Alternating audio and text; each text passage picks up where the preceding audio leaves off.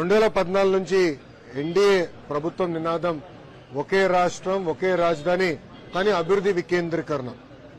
దాంట్లో భాగంగా దాదాపు 5 కార్యక్రమాలు ఆనాడు శ్రీకారం చుడుతున్నాం. మొదటిది నక్కపల్లిలో బల్క్ డ్రగ్ పార్క్ కోసం శంకుస్థాపన చేస్తున్నాం. ఇంకో పక్కన ఎన్టీపీసీ గ్రీన్ ఎనర్జీ దాదాపు 70,000 కోట్ల పెట్టుబడితో ఉత్తరాంధ్రలో ఆ ప్లాంట్ రాబోతుంది. నెల్లూరుకు వచ్చేగల మన చెన్నై విశాఖపట్నం ఇండస్ట్రియల్ కారిడార్లో క్రిస్ సిటీ కృష్ణపట్నంలో ఒక నోడ్ కేంద్ర ప్రభుత్వం మనకి శాంక్షన్ చేసింది, నిధులు కూడా కేటాయించింది. ఆ నోడ్ వల్ల అనేక పెట్టుబడులు వస్తాయి, లక్షలాది మందికి ఉద్యోగాలు కూడా కల్పించగలుగుతాం. సో ఆ నోడు కూడా శంకుస్థాపన చేస్తాం జరుగుతుంది. ఇంకో పక్కన నేషనల్ హైవే ఆధ్వర్యంలో అనేక కార్యక్రమాలు చేపడతాం జరుగుతుంది. దాంట్లో కొత్త ప్రాజెక్టులు సుమారుగా 5,000 కోట్ల రూపాయలు ఖర్చు పెట్టి కొత్త ప్రాజెక్టులు చేస్తున్నాం.